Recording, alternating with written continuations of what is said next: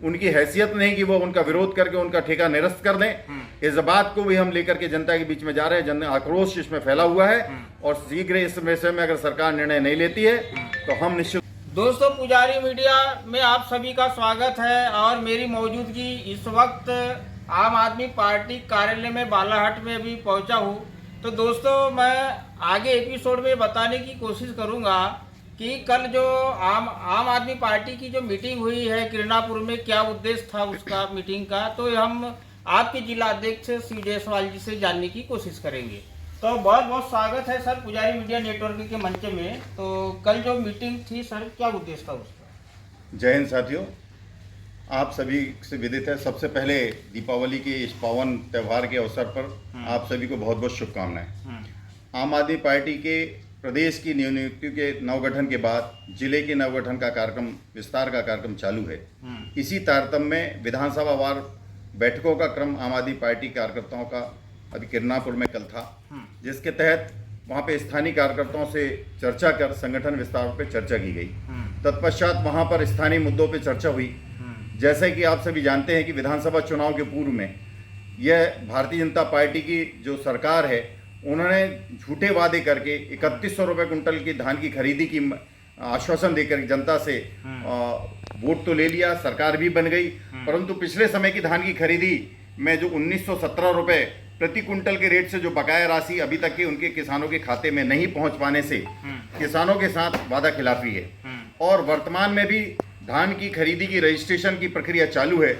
फसल तैयार होकर के बिल्कुल बिकने के लिए तैयार है, किसान उसे काट करके सोसाइटियों के माध्यम से बेचने के लिए तैयार है, परंतु यह सरकार आज भी गूंगी बहरी और कुंभकर्णी नींद में सोई हुई है। आज तक के 3100 रुपये कुंटल की जो उनने घोषणा खरीदी के लिए जो की थी, वह आज तक के उसका पालन नहीं हो पा रहा है। इस बात को लेकर के जनता में भारी आक्रोश है। जनता की आवाज को लेकर के हम अभी कल एसडीएम किरणापुर को हमने ज्ञापन सौंपा है और सरकार को चेताने की कोशिश की है कि समय रहते किसानों के हक का जो पैसा है उनके खाते में डाल दें और वर्तमान धान की खरीदी 3100 रुपये प्रति कुंटल के रेट से करें, जिससे कि हमारे स्थानीय किसानों को एक आर्थिक लाभ मिल सके। यस सर, जैसे आपने कल एसडीएम साहब को ज्ञापन दिए, तो क्या आश्वासन दिया गया? एसडीएम को तो जो हमने ज्ञापन सौंपा है वो मुख्यमंत्री के नाम का है और एसडीएम ने बोला कि हम इसको फॉरवर्ड करेंगे और शासन की नीति का निर्धारण मध्य प्रदेश की भारतीय जनता पार्टी सरकार करेगी।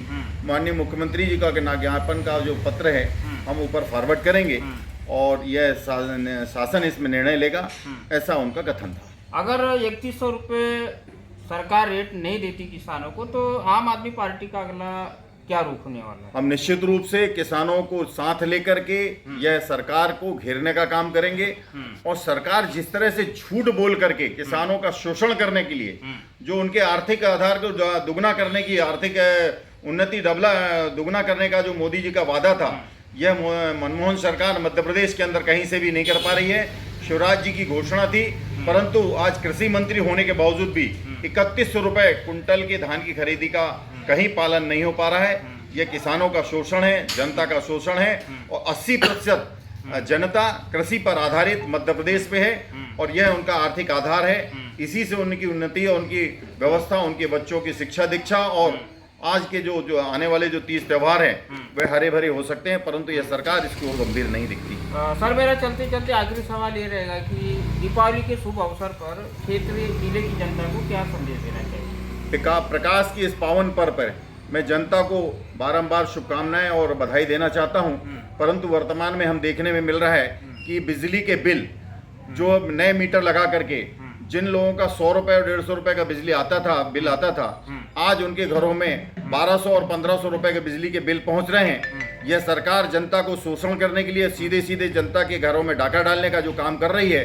मोदी जी के मित्र अदानी जी को बिजली बिल वसूली करने का जो ठेका मध्य प्रदेश के मुख्यमंत्री दे रखे हैं, उनकी हैसियत नहीं कि वो उनका विरोध करके उनका ठेका निरस्त कर दें। इस बात को भी हम लेकर के जनता के बीच में जा रहे हैं। जन आक्रोश इसमें फैला हुआ है और शीघ्र इस विषय में अगर सरकार निर्णय नहीं लेती है तो हम निश्चित रूप से इसके आंदोलन के साथ इसका विरोध करेंगे। तो इस वक्त सोशल मीडिया प्रभारी और आम आदमी पार्टी के जिला सचिव रजनीश नायडू साहब भी जुड़ गए हैं। तो नायडू साहब, बहुत बहुत स्वागत है पुजारी मीडिया के मंच में। तो भ्रष्टाचार के खिलाफ कैसी लड़ाई आम आदमी पार्टी लड़ेगी मध्य प्रदेश में? देखिए, देश में एक उम्मीद की किरण है केजरीवाल। ये एक देश की पहली ऐसी पार्टी है जिसने मतलब भ्रष्टाचार के खिलाफ एक आंदोलन किया था, अन्ना आंदोलन, और उस आंदोलन के जरिए एक जागरूकता का अभियान इन्होंने देश में चलाया। और उसके बाद उस आंदोलन का मुख्य उद्देश्य था जन लोकपाल बिल लागू करके और देश से जो भ्रष्टाचार फैला हुआ है उसको खत्म करने का इनका उद्देश्य था, अन्ना आंदोलन का। और उसके बाद कांग्रेस ने अपनी सरकार दांव पे लगा दी, पर जन लोकपाल बिल लागू नहीं किया, यानी कांग्रेस नहीं चाहती थी कि भ्रष्टाचार हटे। उसके बाद मोदी जी और बीजेपी ने आश्वासन देके कि हम लागू करेंगे, और उसके बाद वो उन्होंने भी लागू नहीं किया। तो मजबूरी में आम आदमी पार्टी को एक अपनी मतलब अरविंद केजरीवाल जी को, जो पढ़े लिखे लोग थे, बड़े बुद्धिजीवी लोग थे, उनको मतलब मजबूरी में एक पार्टी बनानी पड़ी जो आम जनता का जो बजट है उसको इस्तेमाल करके और भ्रष्टाचार जो व्याप्त है और जो बजट का जो बंदर बांट हो रही है उसको खत्म करने के लिए एक पार्टी बनी, और वो अपनी कसौटी पे खड़ी उतरी। 3 बार मुख्यमंत्री बने केजरीवाल, पंजाब में सरकार बनी। सिर्फ बेस यही है कि भ्रष्टाचार व्यवस्था को खत्म करने और बजट को सही इस्तेमाल करके आम जनता की जो बुनियादी जरूरतें हैं उसको पूरा करने का उद्देश्य जो है आम आदमी पार्टी कर रही है। और यह विश्वास सारे देश को हो चुका है और आम जन को बहुत उम्मीद है, और केजरीवाल जी जो है और एक उम्मीद की किरण है। तो आज भले ही हमारे पास संसाधन कम हो, पर एक उम्मीद की किरण और ईमानदार पार्टी के रूप से आज पूरे देश में उभरी है, और पूरी दुनिया इसका लोहा मान रही है कि आम आदमी पार्टी का जो मॉडल है, दिल्ली मॉडल है, वो बेस्ट मॉडल है। Thank you sir. तो ये थे जिला सचिव रजनीश नायडू जी। आप सुन रहे थे जिलाध्यक्ष महोदय शिव जायसवाल जी को। तो आम आदमी पार्टी का मुख्य उद्देश्य है कि शिक्षा, बिजली, पानी, ये प्रमुख मुद्दे हैं जो सर्वोपरि